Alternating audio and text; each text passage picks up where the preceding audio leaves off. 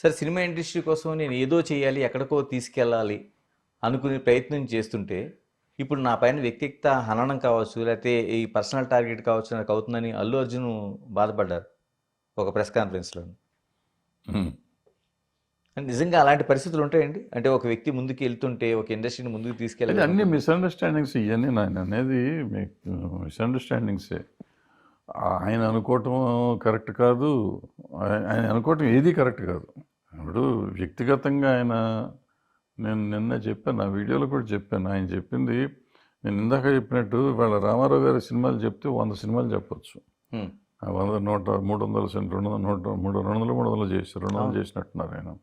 అందులో ఒక 15 20 30 సినిమాల పేర్లు చెప్పొచ్చు మనం. ఆయన అద్భుతమైన పెర్ఫార్మెన్స్ చేశాను. నాగేశ్వర గారు 100 సినిమాల పైన ఉంటే ఆయనకి చెప్పొచ్చు. కృష్ణ గారికి కూడా 2-3 సినిమాలు చెప్పొచ్చు. సోమన్ బాబు గారికి 3-4 చెప్పొచ్చు. చిరంజీవి గారికి స్వయం కృషి లాంటివి చెప్పొచ్చు. బాలకృష్ణ గారికి కొన్ని చెప్పొచ్చు. వీళ్ళకి వచ్చేటప్పటికి ఏం సినిమాలు చెప్తాం? కరెక్ట్. నువ్వు వేసిన వేరియేషన్ ఎక్కడుంటాను? అఫ్కోర్స్ పాపం అల్లు అర్జున్ అనే అతను కానీ, ఎన్టీఆర్ అనే ఆయన కానీ చాలా కష్టపడతారు ఆర్టిస్టులుగా. ఆ సినిమాలో కథ ఏముంది అనేది దానికంటే వీళ్ళు ఆ క్యారెక్టర్ని నిలబెట్టుకోవటానికి వీళ్ళు నిజంగా చాలా కష్టపడి వాళ్ళు ఈ స్టేజ్కి వచ్చారు వాళ్ళు. అయితే దానివల్ల మనకు వచ్చేదేం లేదు. ఇవాళ భారతదేశంలో ఎన్టీ రామారావు గారిని ఇవాళకి మర్చిపోకుండా అంటే ఆయన పెర్ఫార్మెన్సెస్ వల్ల. కరెక్ట్.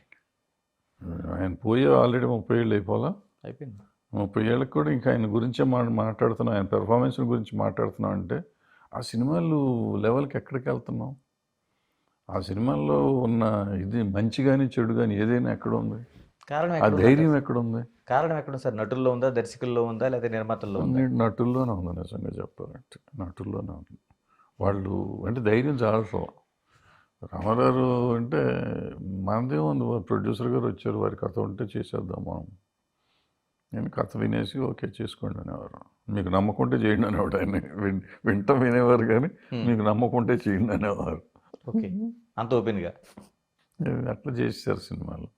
సో వీళ్ళకి అట్ట కాదు, వీళ్ళు నమ్మాలి, వీళ్ళకి ఒప్పుకోవాలి, వీళ్ళ సెక్రటరీలు ఒప్పుకోవాలి, వీళ్ళ పక్కన వాళ్ళు ఒప్పుకోవాలి, ఇంట్లో వాళ్ళు ఒప్పుకోవాలి, ఇంకెవాళ్ళు ఒప్పుకోవాలి. ఇట్లా రకరకాలుగా ఉంటాయి దానికి. ప్లస్ పక్కన టెక్నీషియన్లు అందరూ ఉండాలి, ఊరంతా ఉండాలి, ప్రపంచం అంతా ఉండాలి, ఉంటే వీళ్ళు చేయొచ్చు. దాంతో ఏమవుతుంది, రొటీన్ సినిమాలు వస్తూ ఉంటాయి. ఆ వేరియేషన్ కోసం వీళ్ళు ట్రై చేయరు, ఉన్న దాంట్లో చేద్దామని ట్రై చేస్తూ ఉంటారు.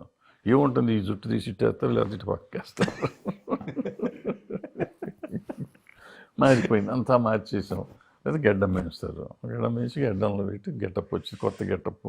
దీనికోసం ఉన్న ఫారినర్ని తెస్తారు, వాడు $1,00,000 తీసుకుని పోతాడు. వాడు ఏమంటే కిట్ కటింగ్ చేశాడు జుట్టు.